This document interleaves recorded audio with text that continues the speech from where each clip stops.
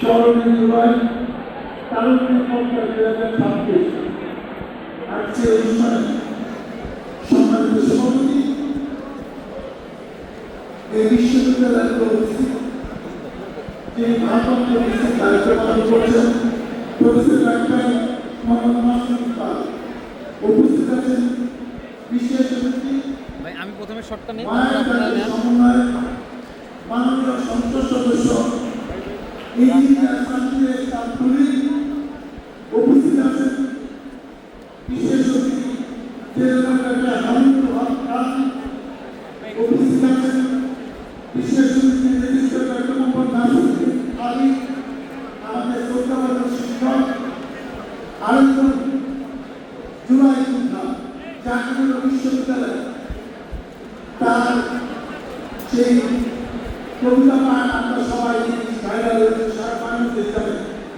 আমাদের অত্যন্ত শ্রদ্ধাভাজন শিক্ষক গোলাম কাপারি, উপস্থিত শিক্ষক মন্ডলী, সুধী মন্ডলী ও প্রিয় ছাত্রছাত্রী ভাই বোনেরা, আসসালামু আলাইকুম।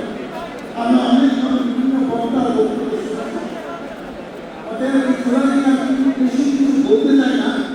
আমি এর আগে সংসদ সদস্য হিসেবে আমার কাছে কিছু দাবিটা পেশ করা আছে, সেগুলো আমি গুরুত্ব সহকারে করব। তার আগে একটি কথা আমি বলতে চাই, দেখেন 5 তারিখে শেখ হাসিনা যখন পালিয়ে গেছে ভারত, তারপরে সবাই দুর্নীতি থানা আক্রমণ করতে গিয়ে 50 করে অনেকেই শহীদ হয়েছে। এবং এখন পর্যন্ত আমি যা জানি সিঙ্গেল উপজেলা হিসাবে বাংলাদেশে কোনো একটি উপজেলাতে 71 জন শহীদ হয়েছে এরকম নদী, এবং এই ময়দানে এই মাঠে এই এলাকায় এরকম আমি কৃতজ্ঞতা ধন্যবাদ জানাই 15 শহীদ পরিবারকে, যাদের রক্ত দেয় জীবনের জন্য আজকে এখানে দাঁড়িয়ে আমি কথা বলতে পারছি। আমি ধন্যবাদ জানাই 30,000 প্লাস যাদের আহত হয়েছে, কারো এক হাত নাই, কারো এক পা নাই, কারো 2 হাত নাই, 2 পা নাই, খুব অসুস্থ, এখনো সবাই কাজ করে ফিরে যেতে পারে না। যাদের জায়গায় কারণে আজকে একটা গণতন্ত্রের দিয়েছি, আমরা কথা বলতে পারছি। আমি একটা কথা বিজয়ের সাথে বলতে চাই, অনেকে অনেক কথা বলেছে, একটি নতুন সরকার যার বয়স 6 মাস, আপনারা তো আশা করছেন কিন্তু তাড়াতাড়ি বিচার করা হয়ে যাবে। আমি একটা সমস্যার কথা বলি, এই সময় কিছু কিছু মামলা হয়েছে, যারা শহীদ হয়েছে তাদের পরিবার মামলা করেছে, আসামি কতজন জানেন? 100, 150, 200, 250, 300। এই জিনিসগুলো একটি যাচাই বাছাই করার জন্য কিছুটা সময় আছে, অনেক করে চাকরি পাওয়া হয়েছে কোর্টে মামলার জন্য। আমি এটা দৃঢ়তার সাথে করতে পারি, যারা সত্যিকারের বেশি, তারা অনেকে ভিডিও করতে পারছে, অনেকে মেডিকেল এসে খুবই ভালো আছে, একজনও পার করবে একবার মনে হয়। আমি আপনাদেরকে এটুকু বলতে পারি যে আপনারা যেটা লিখেছেন জাতীয় ইউনিভার্সিটিতে আমি বিশেষভাবে ধন্যবাদ জানাবো, একটি প্রাইভেট ইউনিভার্সিটি তারা যে পাঠটা দেখেছে, এবং আমি জানি আমরা দেখেছি যে পাবলিক বিশ্ববিদ্যালয় জাহাঙ্গীরনগর বিশ্ববিদ্যালয়ে যে সাহসিকতা পরিচয় দিয়েছে আলিদা রাস্তার পাশে পুলিশকে এবং আইন শৃঙ্খলা বাহিনীকে যেভাবে মোকাবেলা করেছে, আমি যেটা আহ্বান করি গোলাম লালবাড়ি স্যারকে আমি জিজ্ঞেস করেছি, স্যার পুলিশ অনেকবার করে এসেছে, মানে লাইনগুলোতে গুলি করে গেছে, কিন্তু গুলি কিন্তু জাহাঙ্গীরনগর বিশ্ববিদ্যালয়ের ছাত্রছাত্রীদের সম্পর্কে শান্তি করে না। তারা প্রতিবারই কিন্তু সেগুলা গুলি দিয়েছে। আজকে যারা আহত হয়েছে তাদেরকে আমি বলতে চাই, অনেকে গুলিবিদ্ধ হয়ে এখনো বেঁচে আছে, প্যান্টে গুলি লাগছে, পায়ে গুলি লাগছে, এখনো মোটামুটি আপনার সামাজিক কাজকর্ম করতে পারবে। আমি মনে করি এটা একটা ভাগ্য। আপনার প্রস্তুত হয়ে গিয়েছে, আমি যুক্তি যাচ্ছি, জীবন দিয়ে যাবে, কিন্তু নিজের নামে ফিরে আসবে না।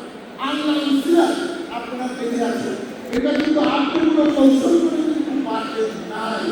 এটা আমরা জানি। আমি শুধু বলতে চাই যে এই আন্দোলন সফল হয়েছে একটাই কারণ ছিল, সারা বাংলাদেশে ছাত্র সমাজ ঐক্যবদ্ধ ছিল এই জাতীয় সরকারকে এক মুহূর্ত এক দিনের ক্ষমতায় থাকতে দেব না।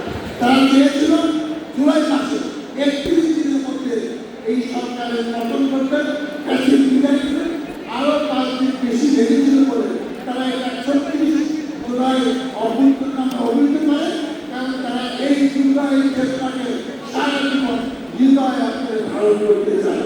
আমি শুধু আপনাদের উদ্দেশ্যে বলতে চাই যে যারা শেখ হাসিনাকে নিয়ে এখনো শত্রু রাখে যে এই ডিসেম্বরে আবার চলে আসবে, আমি তাদের উদ্দেশ্যে বলতে চাই, আমি 3 বার জেল কেটেছি, আমার মনে 12টা মামলা ছিল, 17 বছরের 50টা সাক্ষ্য দেখছি, একটাও বাস্তবায়ন হয় না। মাত্র আপনি 6 মাসের সাক্ষ্য দেখেন, আপনি 5 বছর আগে যান, তারপরে সাক্ষ্য দেখেন আপনার আপা জীবন দশা এই বাংলাদেশে কবে আসে, এই তরুণ সমাজ অপেক্ষা করে আছে আপনার আপাকে বর্ণন করার জন্য অপেক্ষা করে। আমি পরিশেষে যে কথাটা বলতে চাই, এই সামনে 5 তারিখে আশুলিয়াতে 6 জন ছাত্রকে গুলি করে হত্যা করা হয়েছিল, যারা শহীদ হলো।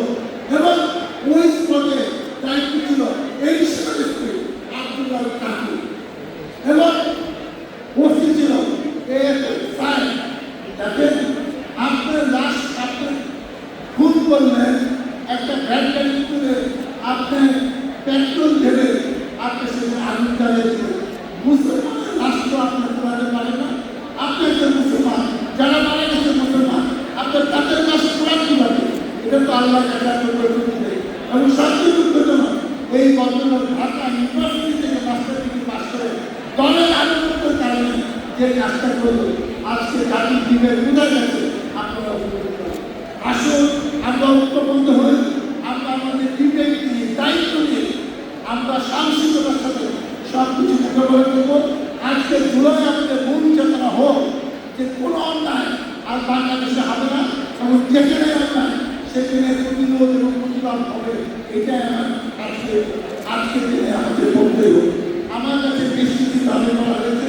আমি একটা জাতীয় ইউনিভার্সিটি কর্তৃপক্ষকে বলবো, তারা বলেছে আপনাদের একটা শহীদ ছাত্র স্থাপন তার জন্য একটা চিকিৎসা আপনার করতেই পারে।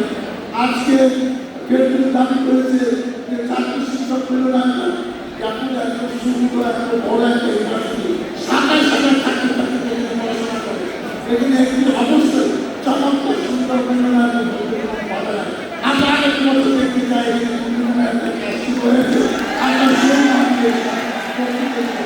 আমার কাছে আমি গতকাল ইসলাম ইউনিভার্সিটিতে একটা আলোচনা দিয়েছিলাম, সেখানে আমি ঘোষণা করেছি যে আশুলিয়া হায়ার এডুকেশন সিটি হিসাবে এটাকে ঘোষণা করা হয়েছে, যাতে সরকারের কাছ থেকে আমরা অনুদান নিই।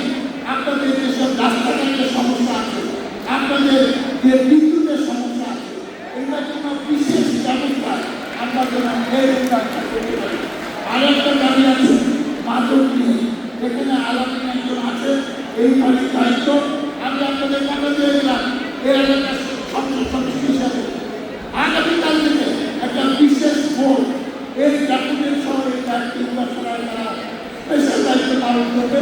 আপনারা যেন এক সপ্তাহ দেখতে পারেন যে এই মাদকের অত্যাচার সহজা পর্যায়ে কমে গেছে। এটাই আমার প্রত্যাশা। আমি কর্তৃপক্ষের সহযোগিতার প্রত্যাশা করছি, প্রশাসনের দায়িত্ব পালন করছি। পরিবর্তনে আমি পরবর্তীতে আমি এই জাতীয় ইউনিভার্সিটিগুলোকে ধন্যবাদ জানাই। এরকম একটি সুন্দর জায়গায় সুন্দর এবং আলোচনা সভা করেছে এবং যার কথা মন করে গণতান্ত্রিক চর্চার অংশ হিসেবে আমরা সব কিছু